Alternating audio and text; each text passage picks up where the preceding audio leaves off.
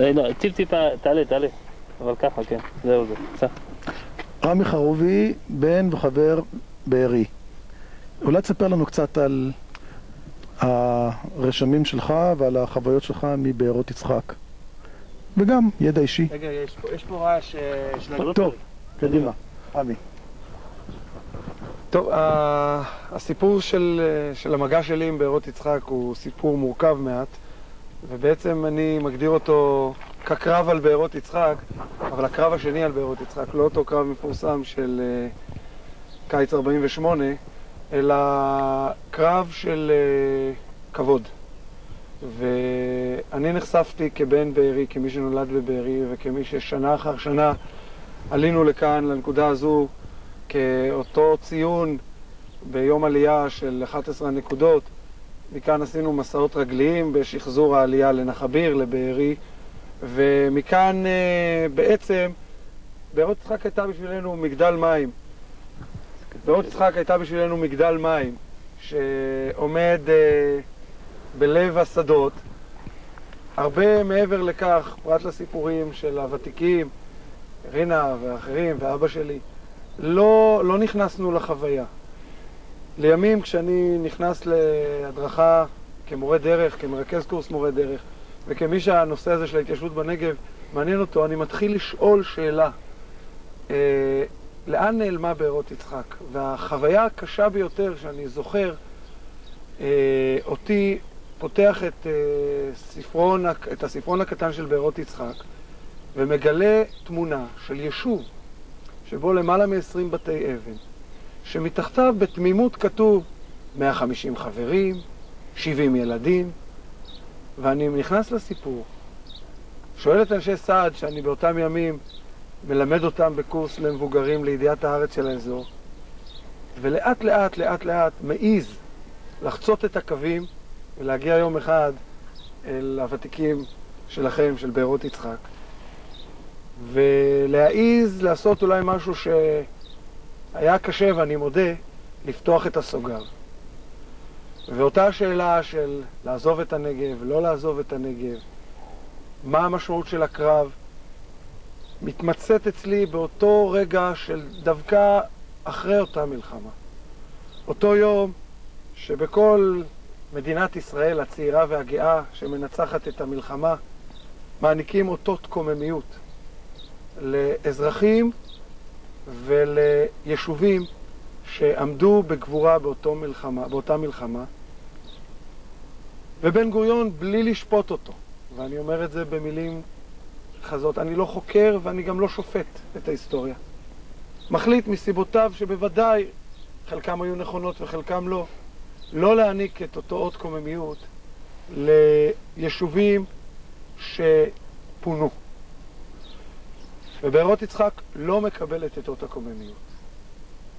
וכשאני שומע ותיק ועוד ותיק, מתיישב ועוד מתיישב, על אותה תקופה שמתחילה ב-43, על אותו יישוב גדול שנבנה כאן, על אותה אמונה, על אותו יופי על אותה יופי של יצירה במרכז הזה. כשאני שומע סיפורים שמתחילים בכל מיני כוכים אפלים בעליות גג בגרמניה, דרך אוניות כמו פטריה, דרך מחנות עתלית, ושאני שומע שהאנשים האלה מקימים בית חדש, והבית הזה נהרס עד היסוד, והם עומדים ונופלים 17 עלמים צעירים פה בנגב כדי להגן, והיישוב לא נופל בסופו של דבר. במסיבות שאני מגדיר אותם כדבר היפה ביותר שאני יכול להגיד, בחרת בחיים, מחליטים לשקם את הבית, את החיים, את היופי שיש ביצירה המשותפת הזו, שנקראת חברה משותפת, קיבוצית, ומחליטים החלטה אמיצה, גאה, שצריכים ללכת איתה קדימה. לקחת את היתומים, את האלמנות, את החברה הזאת שהתרסקה. לא רק הבטון, לא רק המקום קרס. קרסה כאן חברה אנושית, קרסו כאן משפחות. ולהצעיד את העסק הזה קדימה, במקום יותר מוגן, יותר בטוח, יותר אפשרי, אנחנו מדברים על מלחמה שלא יודעים איך היא תסתיים. היישוב הרוס. זו בחירה שאין גדול ממנה, שאין יפה ממנה. והנה באקט עצוב של אי מתן עוד קוממיות, עוד גבורה. בעצם אומרת מדינת ישראל הצעירה, ובוודאי שללא כוונה רעה, אתם לא. הפרדה חדה בין גבורה לגבורה. אני אגיד בשקט אולי אפילו בין דם לדם. זו הפרדה קשה. בארץ יצחק לא הייתה היחידה שלא קיבלה את אותו קוממיות. אבל אני כרגע מתמקד באותה נקודה קטנה של אותם יישובים שהוכתמו על ידי המדינה. וזה הסיפור שבעצם נשאו כל אותם ותיקים, ואני אומר את זה אחרי 20 רעיונות ארוכים, שעות של רעיון.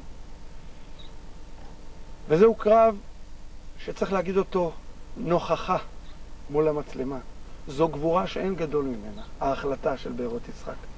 וצריך להגיד את זה בכל רם. וצריך לתת לאנשים שעודם בחיים, אבל הרבה יותר לבנים ולנכדים, את התחושה הכל כך חזקה, עד כמה ההחלטה הזו היא החלטה אמיצה, ועד כמה הבחרת בחיים יש בו כוח. מה אומר לך היום המגדל? כשאתה מסתכל בנגב הפורח והירוק הזה, מה אומר לך המגדל? שלמה, תראה. המגדל היום הוא נקודת ציון. וכשאני מסתכל עליו, על נוכח סביבתו, אני רואה את בארי ואת אלומים ואת צעד ואת נחל עוז ואת רצועת עזה שפה קרוב.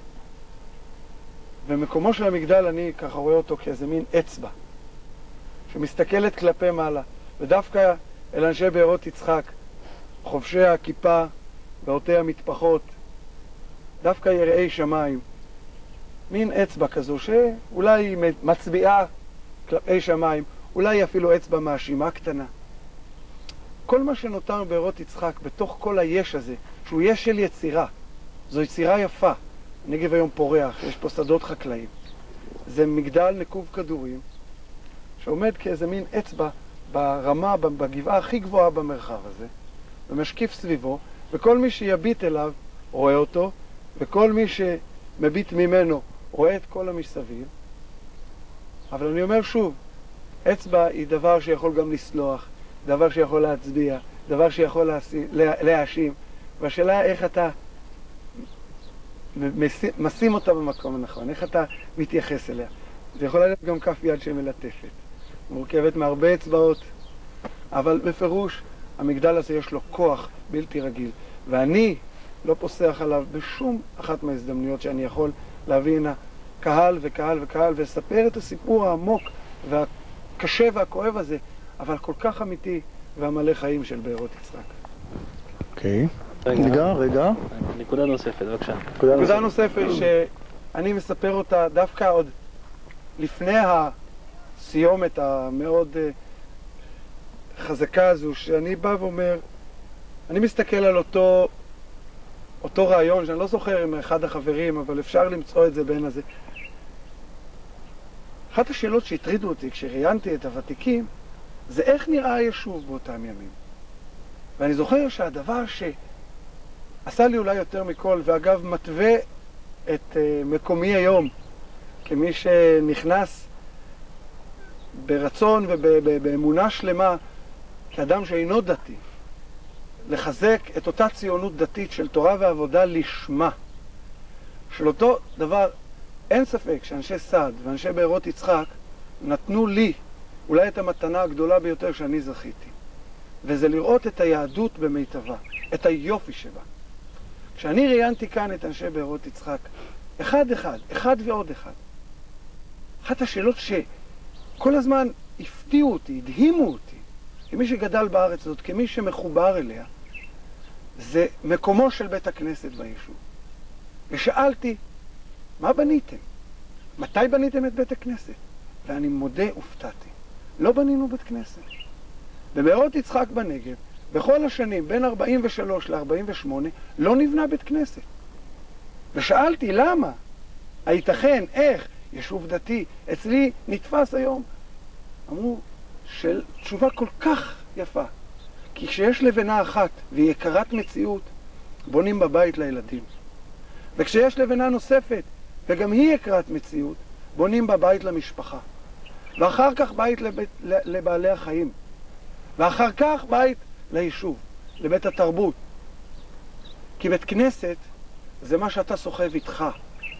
כי בית כנסת זה מקום שאתה יכול להתכנס בכל מקום.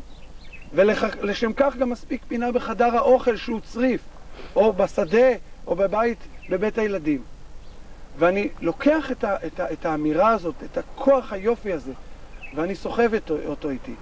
ואני אומר שכשהיום, כשאנחנו מסתכלים, היום, אוטוטו חולפות להם חלף יובל ועוד, והקרב על הנגב הוא קרב שעוד לא הסתיים במובנים רבים. אבל אני חושב שהקרב הקשה שלנו הוא בעצם על דמותה של הארץ. ואני חושב שהתמונה הזו של אנשים גאים, יהודים במלוא מובן המילה, מאמינים, ששמים את ערך האדם לפני ערך המקום, לפני ערך האדמה, שמוכנים לצורך האדם ללכת כל כך רחוק, זו האמת שלי, והאמת הזו היא שייכת למתנה הגדולה שנתנו לי אנשי בארות יצחק.